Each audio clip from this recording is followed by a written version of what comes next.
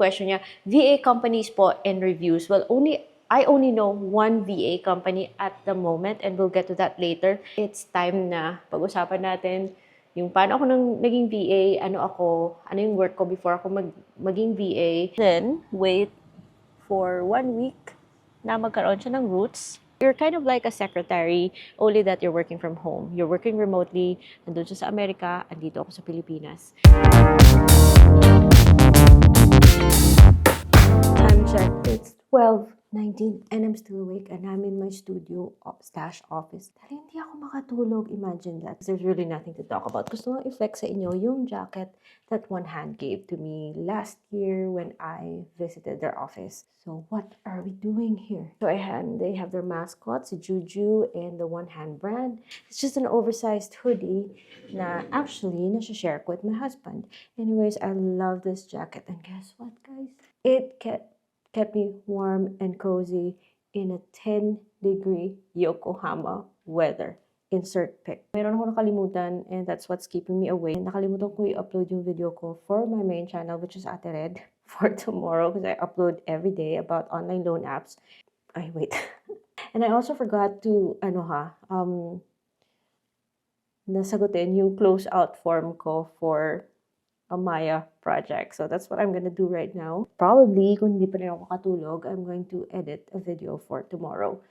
So, who am I and what are we doing here? If meron akong main channel where I talk about online loan apps. Well, actually, guys, I'm Ate Red. If you don't know me, I have a main channel and I talk about online loan apps. Hindi pa rin ako nakapag-sign in sa aking computer. Ano ba yan? So, dito naman, I just want to vlog my life because there are so many things to share. Sometimes, nabuburnout ako na puro online yung topic ko. Anyways, gusto ko rin i-document. Gawin tong online diary. Wow, charot. My life is an open book. Anyways, for those of you guys wondering, kung anong ginagamit ko when I'm out and about, I have several cameras. Actually, these are the ones I share with my husband. And I have the Insta360 Go 3S, which is the most convenient gamitin, but not the best picture quality. But, well, it's an action camera. What can you expect? Na meron siyang ganito. Plus the accessories that tinatamad akong i-show. And I also have this one, which works well with another mic that I own, which is Insta360 na Mic Air.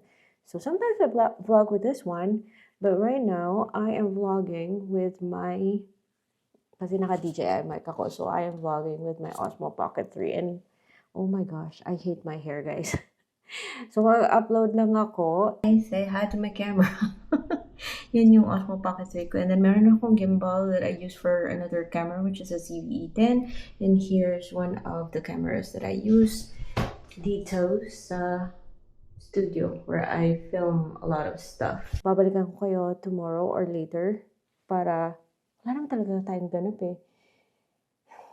Kaya dun, nag-ask ako sa kabilang channel, meron pa kayong tanong sa akin kasi gagawin ka ng video kasi I said, I'm going to do a daily vlog.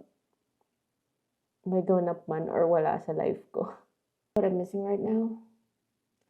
I miss Korea. Korea na naman yung nasa isipan ko, guys. Yan. Kinain na ng sisema. Sa kaka-K-drama yan, guys. So, insert clip while I'm uploading a video for my main YouTube channel. Wow! No! Tug daw. Hindi mo na. Pang reels.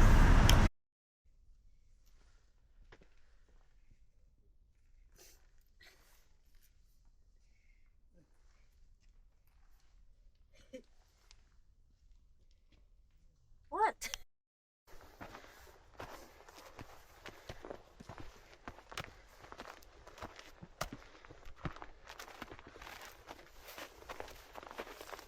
Anong puntan? Mamo ka lang na all the way down. Nano ka man? Nano ka? Layo-layo pa kadulugon mo.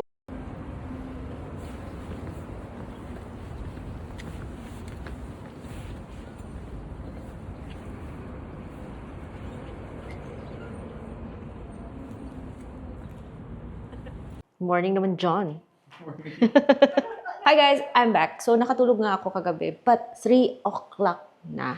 At least naka-upload ako. So, wait lang. Yung gusto ko sa place na to kasi maliwanag eh. Anyway, so we have a couple of questions kasi dun sa kabila, dun sa Facebook page ko, nagtanong ako sa inyo guys if you have any questions not related sa OLAN. Ako nga, nagkaroon nga tayo ng second channel para hindi ibang topic din tayo dito, ano?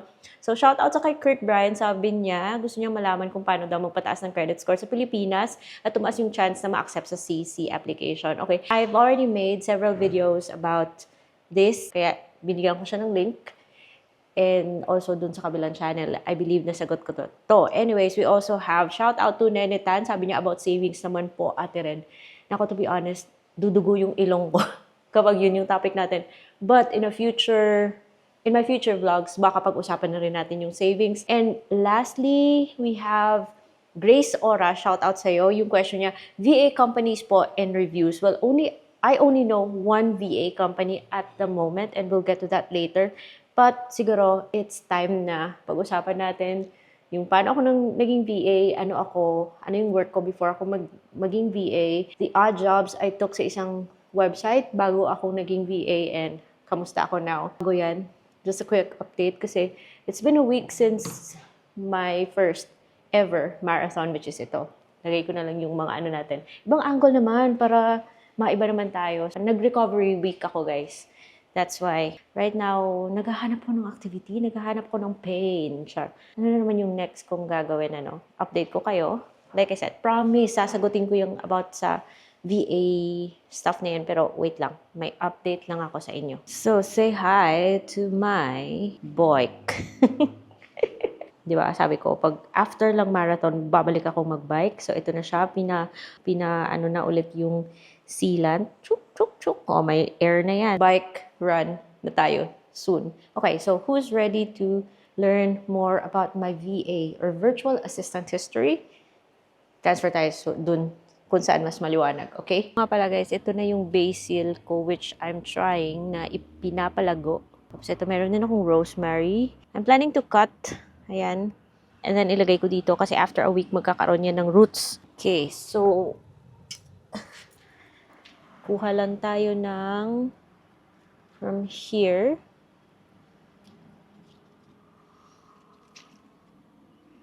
Remove a few dahon. Ayan. Remove a few dahon. And dito, lagay natin dito. And then, wait for 1 week na magkaroon siya ng roots. Saka ko siya ililipat dito. Anyways, so dito tayo while I tell you about my VA history. May mga nagtatanong sa akin, saan ba yan nabili yung shades mo? These are not shades. These are prescription glasses. Photochromic lenses. So when I'm out, it's bright. Yun, nagmumukha siyang shades kasi nagda-darken yung lens niya. But the moment I step inside, magiging clear yan. Wait lang. So a long time ago. So 2007, 2006, Teletech ako, guys. I was working for this cable company, call center agent or BPO, whatever you wanna call it. Basta nasa call center ako. I was handling mga billing calls, billing-related calls, customer service. I have experience sa customer service na part. And then, around 2009, I think, or 2010, lumipat akong Convergys. Ano na pa yung pangalan ni Convergys now? I stayed there for a few months. And then, 2011, I got married. Matagal kaming magsama, and then, pero 2011 kami naging official. Charot. Naging housewife, yung ganun. And 2011, I stayed at home, took care of the kids, yung ganun. And because I had extra time, somebody told me about Odesk. Now it's called Upwork. I created an account sa Odesk, Upwork now, and actually I didn't know what I was doing. Every day ako nagbabrowse for jobs, and it took months, almost a year nga bago ako actually nakastart magkaroon ng, I had my writing job that paid me $2 for 500 words. I took mga several of those kasi may iba na pa isang isang project and then tapos na and then they leave you a review and then later on those reviews from your clients, they help you find another project sa Upwork. And sometimes nare-reject din but one project after another and then I was writing and then I found I found myself writing 10 articles in a week. Yung kasi hindi ka yayaman automatically sa Upwork niyan. Grind talaga siya or sa Odesk. So 10 articles a week, it's not stable. So pa-project siya. And then eventually naging romantic short story writer ako. So this time it was paying mga $50 for 6,000 words. Usually yung mga stories na yan, guys, yung laman kabastusan eh. I was earning around siguro $100 every week. And I was happy kasi extra income yun. Imagine sa bahay ka lang. Browse lang ako ng jobs sa Upwork until I stumbled across yung mga graphic design. Hindi pa uso yung Canva dati ha. Photoshop pa yung ginagamit ko. Photo manipulation, photo editing. And hindi ako marunong ng ganyang mga tools. Meron akong Photoshop but just for my hobby because I was also into photography. And then doon ko na-realize na pwede palang yung skill mo sa Photoshop and photo editing. Hindi rin ako marunong mag-edit ng video dati ha. Eventually, mapagkakakitaan pala. So, every time meron akong job na hindi ko alam paano gawin sa Photoshop, ni-YouTube ko siya. Humahaba yung aking skill set sa Upwork. So, I was designing flyers, I was designing things kung ano-ano na lang sa Upwork. Pero pa-project siya, project-based. I was still writing stories, I was editing, these jobs sa Upwork, I did them for, mga tag $5 per project, $2 per project. It may be small at that time, but I was learning skills. Photoshop, photo editing, graphic design, writing short stories. I'm sorry if I'm boring you guys. It's a very long story. I'm trying to shorten this for you. For a couple of years, yun yung ginagawa ko. And then, something happened. Namalas, my husband we lost our projects and our businesses. For a while, life was hard. Then, ewan ko how he learned about this site called Odesk. Ayan na. So, he learned about Odesk and it's a real estate VA company. He tried applying because pasado naman siya sa mga basic requirements like the equipment, the computer, meron na siyang computer. And then, meron din siyang experience sa call center kasi, di ba, dun nga kami nag-meet sa Teletech. He's fluent in English. So, he got in sa Odesk. So, yun yung first exposure namin sa yung talagang parang work from home setup talaga sa Odesk. So, nagsimula siya sa Odesk. And then, eventually, hindi ko na ikikwento how, but eventually, naging independent VA siya after a while. Working for this company based in Minnesota, real estate company based in Minnesota. And it was, let's just say, it was a really good project for him. Lumaki yung company that he was working for. And then, because he has contacts sa mga real estate agents under that company, there's one real estate agent in that company na naghanap din ng VA, or virtual assistant. And he referred me. Sabi ko sa asawa ko, I don't know anything about real estate. Sabi niya, huwag kang mag-alala. Akong bahala sa'yo. Ako yung magtutulong sa'yo. If may questions ka, just ask me. I'll help you out. So, I got hired by that real estate agent as a VA. So, naging VA kami dalawa ng asawa ko. So, I was designing real estate flyers for sale, property for sale flyers, for rent flyers. I was handling the social media of my boss, who's a real estate agent under the company, under the brokerage that my husband was working for. So, it's like my husband was the manager of the brokerage, and that brokerage was handling 400 plus agents, and then yung boss ko was one of the agents for that company, a performing real estate agent for that company. So that's that. I was basically doing a lot of things for that boss. I was helping him with the listings the properties that he was selling.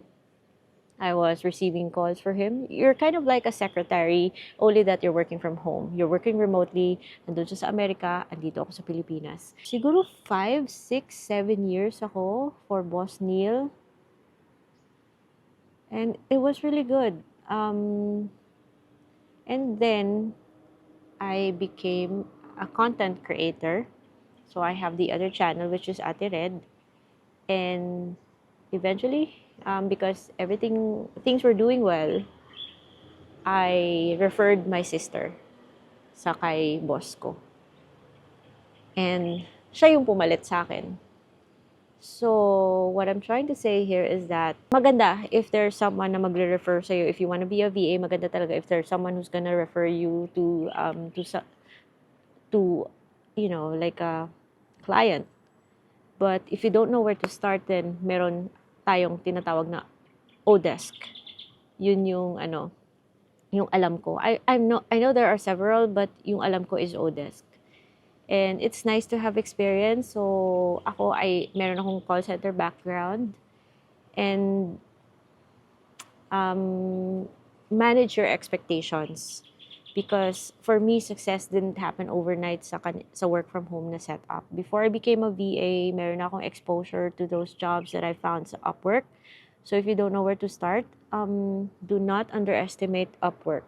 Although, I don't know, hindi na ako updated sa kung anong meron sa Upwork now, but do not underestimate it because that's where I started. But do not quit your job. If, say for example, if you have a regular job, do not quit your job and sabihin mo like, okay, I'm gonna resign now, mag-Upwork ako. No, don't do that. While you still have a regular job, i-check mo na si Upwork. Like, see what you can do. Yung pa small jobs muna. Get your feet wet. Get experience. Kasi every time nag-a-apply ka for a project sa Upwork, people will also look at your experience as well as yung reviews from previous clients. So, start with a small job, build your skill set, build your profile. And then, who knows, diba? Like I said, manage your expectations because success sa Upwork didn't happen overnight. It became my training ground for the different skills that I've learned na na-apply ko now. And I had no idea back then sa pag-edit ng pictures and videos, but I learned it because I had to. I wanted more projects sa Upwork. Just open your mind to different possibilities. Like, if you see a job sa Upwork and say, I want to do this, but I don't know how, i-YouTube mo. And then just try. But don't quit your job yet if you're still trying out Upwork. But it's nice if there's someone na maka-refer sa'yo. But mas maganda rin na by the time na may mag-refer sa'yo, you already have the right skill set to take on that job. So, take as much time as you need to learn. And good luck po. Pero because for me it's like years in the making just to set expectations. So that's it. So I'm not sure kung nasagot ko yung question, but I only know Upwork and Odesk na yung talagang a place for you to really find employment sa VA jobs. And then don't imagine yourself na kaagad ka nang maging independent, okay? Sometimes you probably need to go through these muna. If you want to learn more about being a VA, I'm here to help you because of my many years of experience, charot. Pero for other things that I want to say about this VA's thing, let's talk about it in another vlog kasi mahaba na yung video ko today. So, I'll see you on the next one. Bye-bye.